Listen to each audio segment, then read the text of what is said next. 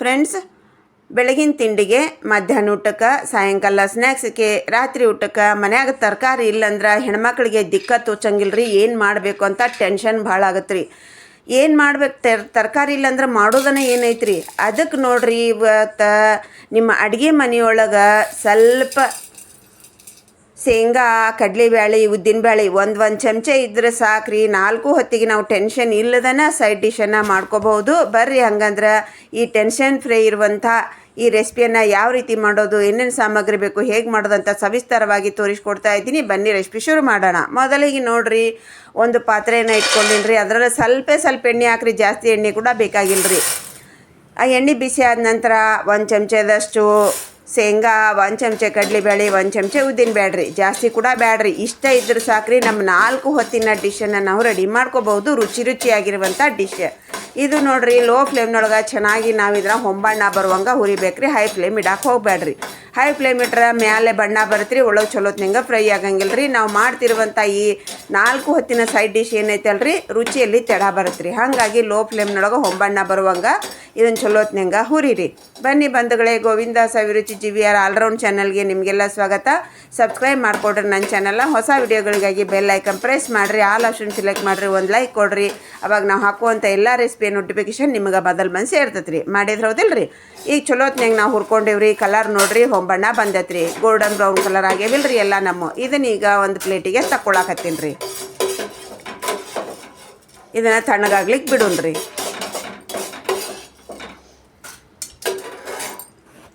ಈಗ ಅದ ಪಾತ್ರೆ ಒಳಗೆ ನೋಡ್ರಿ, 1-2 ಮೆಣಸಿನ್ಕಾಯಿ, ಒಂದು ಸ್ವಲ್ಪ ನಿಮ್ಮ ಖಾರಕ್ಕೆ ಎಷ್ಟು ಬೇಕಷ್ಟು ಬ್ಯಾಡಿಗೆ ಮೆಣಸಿನ್ಕಾಯಿ, ನಿಮ್ಮ ಖಾರ ಉಪ್ಪು ನಿಮ್ಮ ಕ್ವಾಂಟಿಟಿ ನೋಡ್ಕೊಂಡು ಹೆಚ್ಚು ಕಮ್ಮಿ ಮಾಡ್ಕೋಬಹುದು, ನಿಮ್ಗೆ ಎಷ್ಟು ಬೇಕಷ್ಟು ಅನ್ನೋದನ್ನು. ಕೊತ್ತಂಬರಿ ರೀ, ಇಲ್ಲಿ ನೋಡ್ರಿ 1-2 ಹಿಡಿಯಷ್ಟು ಕೊತ್ತಂಬರಿ, 1 ಹಿಡಿಯಷ್ಟು ಕರಿಬೇವನ್ನು ಹಾಕ್ಕೊಂಡು ಚಲೋತ್ನಂಗೆ ಇದನ್ನು ನಾವು ಸ್ವಲ್ಪ ಮೆತ್ತಗಾಗಲ್ರಿ, ಕ್ರಿಸ್ಪಿ ಆಗೋದು ಬ್ಯಾಡ್ರಿ, ಮೆತ್ತಗನ ಇರಲಿ ರೀ, ಫ್ರೈ ಆಗಲ್ರಿ ಚಲೋತ್ನಂಗೆ ಇದು. ಹಂಗೆ ನಾವು ಲೋ ಫ್ಲೇಮ್ನಾಗ ಚಲೋತ್ನಂಗೆ ಇದನ್ನು ಫ್ರೈ ಮಾಡ್ಕೊಳ್ಳೋಣ್ರಿ. ನಾವು ಹಾಕಿರುವಂಥ ಈ ಮೆಣಸಿನ್ಕಾಯಿ ಅದೆಲ್ಲ ಏನೈತಲ್ರಿ, ಸ್ವಲ್ಪ ಹಸಿರು ಇದ್ದಿದ್ದು ಹೋಗಿ ಸ್ವಲ್ಪ ಬೆಳ್ಳಗಾಗಲ್ರಿ. ನಮ್ಮ ಕೊತ್ತಂಬರಿ ಎಲ್ಲ ಮೆತ್ತಗಾಗಲ್ರಿ, ಕರಿಬೇವು ಸ್ವಲ್ಪ ಎಲ್ಲನೂ ಫ್ರೈ ಆಗಲ್ರಿ. ಎಲ್ಲ ಚಲೋತ್ನಂಗೆ ಫ್ರೈ ಆಯ್ತ್ರೆ ಇದನ್ನು ಇವಾಗ ನಾವು ಕಡಲೆಬೇಳೆ ತೆಗ್ದಿರುವಂಥ ಅದೇ ಪಾತ್ರೆಗೆ ತೆಗಿಯಾಕತ್ತೀನಿ ರೀ. ಭಾಳ ಅಂದ್ರೆ ಭಾಳ ರುಚಿ ಇರ್ತೈತೆ ರೀ. ಇವತ್ತಿನ ಫುಲ್ಲು ಟೆನ್ಷನ್ನೇ ಇರ್ಲಾರಂಗೆ ಮಾಡುವಂಥ ಈ ರೆಸಿಪಿಯನ್ನು ನೀವು ಒಂದು ಸಲ ಟ್ರೈ ಮಾಡಿರಿ. ಈಗ ಅದ ಪಾತ್ರೆ ಒಳಗೆ ಎಣ್ಣೆ ಅದು ಏನೂ ಹಾಕ್ಕೊಳಕತ್ತಿಲ್ಲ ರೀ. ನಾನು ನೋಡ್ರಿ ಇಲ್ಲೇ ಒಂದು ಅರ್ಧ ಕೆಜಿಯಷ್ಟು ಟೊಮೆಟೊನ ಹಾಕ್ಕೊಳಕತ್ತೀನಿ ರೀ. ಇಲ್ಲೇ ನಾವೇನು ಇದನ್ನು ಕಟ್ ಮಾಡ್ಬೇಕಂತ ಏನಿಲ್ಲ ರೀ. ಸ್ವಲ್ಪ ಹಿಂಗೆ ತೆಗೆದು ತೊಳೆದು ಮಾರ್ಕ್ ಮಾಡಿ ಇಟ್ಕೊಂಡು ಹಿಂಗೆ ಹಾಕ್ಬಿಟ್ರೆ ಸಾಕ್ರಿ. ಆರಾಮಾಗಿ ನಾವು ಹಿಂಗೆ ಓಪನ್ ಮಾಡ್ಕೋಬೋದು ರೀ. ನಮ್ಮ ಕೆಲಸನೂ ಕಡಿಮೆ ಆಗತ್ತೆ ರೀ, ಮತ್ತು ಜಲ್ದಿನೂ ಆಗತ್ತೆ ರೀ. ಈಗ ಚಲೋತ್ನಂಗೆ ನೋಡ್ರಿ ಪ್ರೆಸ್ ಮಾಡ್ಕೊಂಡು ನಾ ಇದನ್ನು ಚಲೋತ್ನಂಗೆ ಮೆತ್ತಗಾಗುವಂಗೆ ಫ್ರೈ ಮಾಡ್ಕೋಬೇಕಂದ್ರೆ ಏನು ಸೇರಿಸ್ಬೇಕು, ಅವಾಗ ಜಲ್ದಿ ಹೆಂಗೆ ಮೆತ್ತಗಾಗ್ತೈತಿ ಅನ್ನೋದನ್ನು ಮುಂದೆ ನೋಡ್ರಿ ನೀವು. ಈಗ ನಮ್ಮ ಟೊಮೆಟೊ ಜಲ್ದಿ ಸಾಫ್ಟ್ ಆಗಬೇಕು, ಮೆತ್ತಗಾಗಬೇಕು ಅಂತಂದ್ರೆ ನಾವು ಇದ್ರೊಳಗೆ ನೋಡ್ರಿ ಉಪ್ಪು ಹಾಕ್ಬೇಕು ರೀ. ರುಚಿಗೆ ಅನುಸಾರ ಉಪ್ಪು ಹಾಕೋರಿ. ಒಂದು ಅರ್ಧ ಚಮಚದಷ್ಟು ಕಲ್ಲುಪ್ಪು ಹಾಕ್ಕೊಂಡೀನಿ ರೀ. ಒಂದು ಅರ್ಧ ಚಮಚದಷ್ಟು ಜೀರಿಗೆ ರೀ. ಒಂದು ಸ್ವಲ್ಪ ಹುಣಸೆ ಹಣ್ಣು ಹಾಕೊಡ್ರಿ. ಯಾಕಂದ್ರೆ ನಮ್ಮ ಟೊಮೆಟೊದಲ್ಲಿ ಹುಳಿ ಅಂಶ ಇರ್ತೈತೆ ರೀ, ಅದಕ್ಕೆ ಜಾಸ್ತಿ ಬೇಕಾಗಿಲ್ಲ ರೀ. ಸ್ವಲ್ಪ ಹುಣಸೆ ಹಣ್ಣು ಹಾಕೋದ್ರಿಂದ ಟೇಸ್ಟ್ ಚೆನ್ನಾಗಿರ್ತೈತೆ ರೀ. ಇದನ್ನೊಂದು 2 ನಿಮಿಷ ಮುಚ್ಚಿ ಬೇಯಿಸ್ಕೊಂಡು ನಂತರ ನೋಡ್ರಿ ಇದ್ರೊಳಗೆ ಒಂದು 8-10 ಬೆಳ್ಳುಳ್ಳಿ ಹೆಸಳನ್ನು ಹಾಕ್ಕೊಂಡು ಚಲೋತ್ನಂಗೆ ಇದನ್ನು ಮಿಕ್ಸ್ ಮಾಡ್ಕೊರಿ.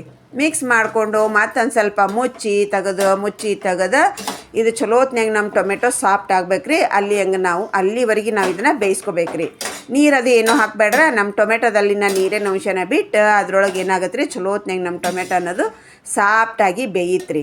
ಹಿಂಗೆ ನೋಡ್ರಿ ಮೇಲೆ ಕೆಳಗೆ ಮಾಡಿ ಸ್ವಲ್ಪ ಚಲೋತ್ನಂಗೆ ಮಿಕ್ಸ್ ಮಾಡಿ ಮುಚ್ಚಿಟ್ಟು ಬಿಡ್ರಿ. ಇದನ್ನು ಮುಚ್ಚಿ ಒಂದು 5 ನಿಮಿಷ ಬಿಡ್ರಿ. ಚಲೋತ್ನಂಗೆ ಇದು ಏನಾಗತ್ತೆ ರೀ, ಮೆತ್ತಗಾಗತ್ತೆ ರೀ, ಫ್ಲೇಮ್ ಲೋನಲ್ಲೇ. ನೋಡ್ರಿ ಚಲೋತ್ನಂಗೆ ನೋಡ್ರಿ ಎಲ್ಲ ಹಣ್ಣಾಗಿ ನಮ್ಮದು ಮೆತ್ತಗಾತ್ರಿ ರೀ ಟೊಮೆಟೊ ಅನ್ನೋದು. ಇದನ್ನು ನೋಡ್ರಿ ಚಲೋತ್ನಂಗೆ ಮಿಕ್ಸ್ ಮಾಡ್ಕೊರಿ.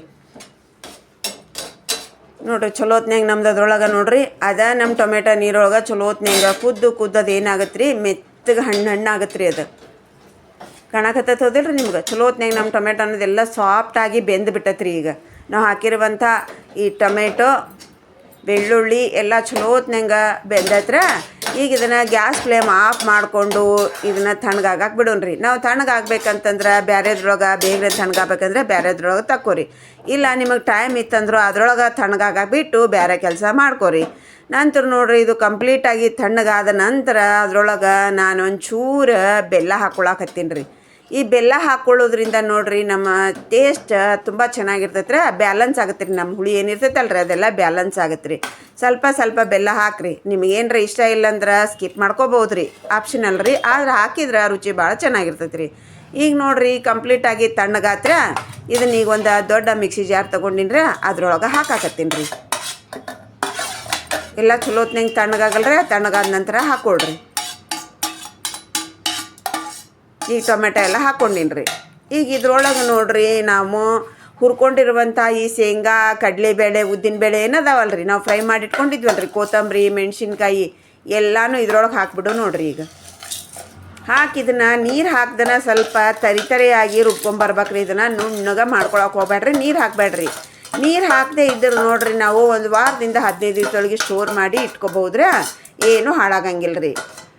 ನಮಗೆ ಬೇಕು ಅಂದ್ರೆ ಇವತ್ತಿಗೆ ಬೇಕಂದ್ರೆ ನಾವು ನೀರು ಹಾಕ್ಕೊಂಡು ಆಮೇಲೆ ಥರ ಮಿಕ್ಸ್ ಮಾಡ್ಕೋಬೋದ್ರಿ. ಅದನ್ನು ಕೂಡ ನಾನು ನಿಮಗೆ ತೋರಿಸ್ತೀನಿ ರೀ.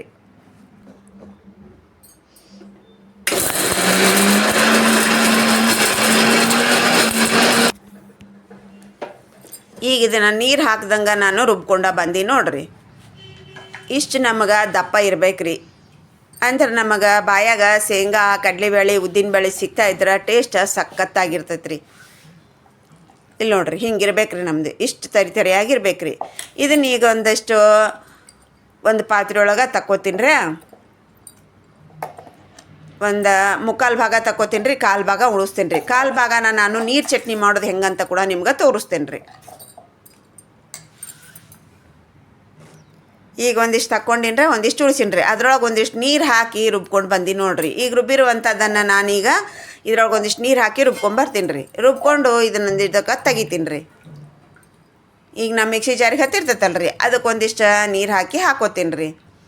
ಈಗ ಇದಕ್ಕೆ ನೋಡ್ರಿ ನಾವು ಒಂದು ಒಗ್ಗರಣೆಯನ್ನು ಕೊಟ್ಬಿಟ್ರೆ ನೋಡ್ರಿ ಪರ್ಫೆಕ್ಟ್ ಆಗಿರುವಂಥ ನಮ್ಮ ಚಟ್ನಿ ರೆಡಿ ಆಗತ್ತೆ ರೀ. ಒಗ್ಗರಣೆ ಮಾಡೋಕೆ ಎಣ್ಣೆ, ಸಾಸಿವೆ, ಜೀರಿಗೆ, ಒಂದಿಷ್ಟು ಮೆಣಸಿನ್ಕಾಯಿ, ಕರಿಬೇವು ಹಾಕಿ ಒಗ್ಗರಣೆ ಮಾಡಕ್ಕೆ ಇಟ್ಟಿನಿ ರೀ. ಇಲ್ಲಿ ಒಗ್ಗರಣೆ ಪ್ಯಾನ್ನೊಳಗೆ ಈ ಒಗ್ಗರಣೆ ಆದದ್ದನ್ನು ಬಿಸಿದನ್ನು ತೊಗೊಂಡೋಗಿ ನಮ್ಮ ಚಟ್ನಿ ಒಳಗೆ ಹಾಕ್ಬಿಟ್ರೆ ನೋಡ್ರಿ ನಮ್ಮ ಪರ್ಫೆಕ್ಟ್ ಆಗಿರುವಂಥ ನೀರು ಚಟ್ನಿ, ಗಟ್ಟಿ ಚಟ್ನಿ ಎರಡೂ ರೆಡಿ ಆತ್ರೆ.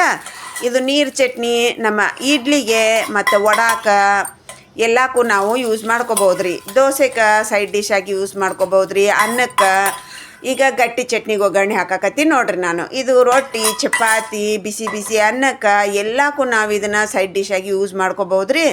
ಬೆಳಗಿನ ದೋಸೆ ತಿಂಡಿಗೆ ನಮಗೆ ನೀರು ಚಟ್ನಿ ಮಾಡ್ಕೋಬೋದು, ಇಲ್ಲ ಗಟ್ಟಿ ಚಟ್ನಿ ಮಾಡ್ಕೋಬೋದು. ಇಡ್ಲಿ ವಡಾಕ ನೀರು ಚಟ್ನಿ ರೆಡಿ ಆಯ್ತು ರೀ. ಸಾಯಂಕಾಲ ಸ್ನ್ಯಾಕ್ಸಿಗೆ ಕೂಡ ನಮಗೆ ಈ ನೀರು ಚಟ್ನಿ ರೆಡಿ ಆಯ್ತು ರೀ. ಅರ್ಥ ಆಯ್ತದಿಲ್ಲ ರೀ. ಚಪಾತಿ, ರೊಟ್ಟಿ,